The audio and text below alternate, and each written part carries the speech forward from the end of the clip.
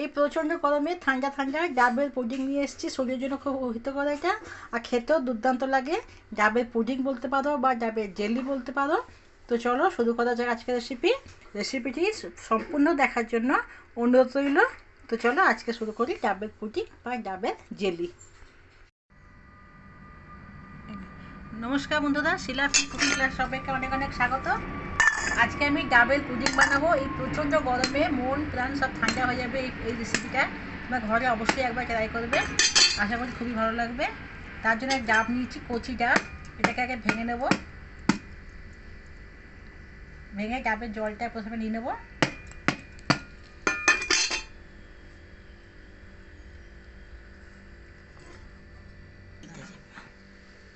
এই জলটা সবটা বের করে নিলাম।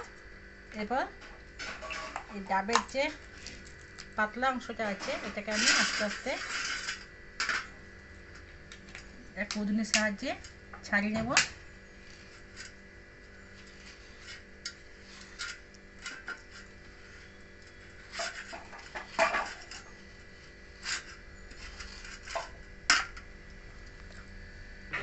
নারকেলগুলোকে এরকম আমি ছোটো ছোটো করে পাতলা পাতলা করে কুড়িয়ে নিয়েছি।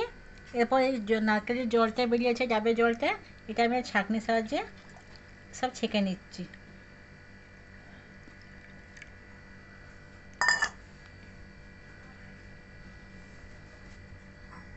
এবারে ডাবের জলের মধ্যে আমি কিছুটা চিনি দিয়ে দেবো। 2 চামচ চিনি দিলাম, কারণ যেহেতু ডাবের জলটা বেশি মিষ্টি হয় না, তাই জন্য আমি এখানে 2 চামচ চিনি দিলাম। আর এখানে 1 চামচ দেবো আমি এখানে জেলিটিন পাউডার বা আগার আগার পাউডার।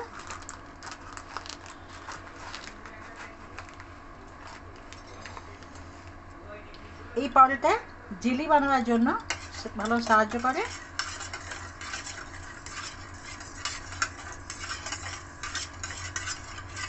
ভালো করে মিশিয়ে দেবো। এরপর এখানে আমি গ্যাসে চুলা বসিয়ে দিয়েছি। গ্যাসে কড়াই বসিয়ে দিলাম, দিয়ে দেবো এটাকে।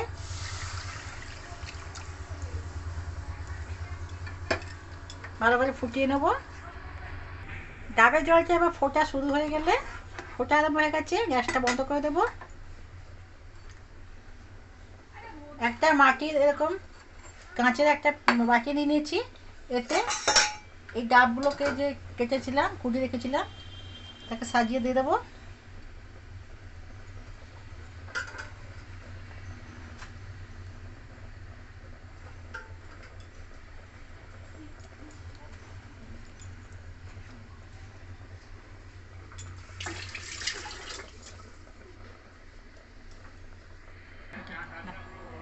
একটুখানি। এরপর এর মধ্যে আমি গরম থাকতে থাকে এটা আমি জেলিটা দিয়ে দেবো।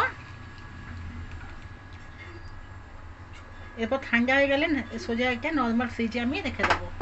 তো চলো নর্মাল ঠান্ডা হওয়ার পর নর্মাল ফ্রিজে রাখার পরে 1 ঘন্টা পরে আমি ফিরে আসছি। এটা 10 মিনিটের মধ্যে জমে যায়, তবে আমি 1 ঘন্টা পরে এসেছি, কারণ ঠান্ডা হয়ে গেছে, ফ্রিজে রেখেছি, নর্মাল ফ্রিজে রেখেছিলাম। দেখো কি সুন্দর জমে গেছে।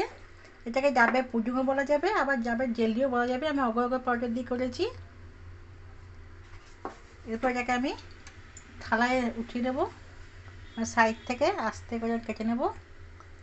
এরকম এরকম ছাড়িয়ে নিয়ে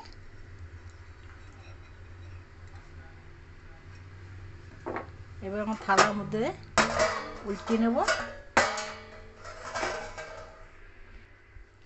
থালায় ঢেলে নিয়েছি। দেখো কি সুন্দর হয়েছে ডাবের পুডিংটা। ডাবের পুডিং বলতে পারো, ডাবের জেলি বলতে পারো। ঠান্ডা ঠান্ডা এই গরমে খাবে, খুব সুন্দর লাগবে খেতে।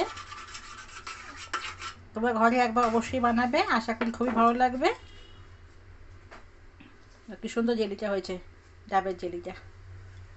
তো চলো আজকে রেসিপিটা কেমন লাগলো অবশ্যই কমেন্টে জানাবে। ভালো লাগলে লাইক করবে, শেয়ার করবে, আর নিত্য নতুন রেসিপি আপডেট পাওয়ার জন্য আমার চ্যানেলটিকে সাবস্ক্রাইব করে দেবে।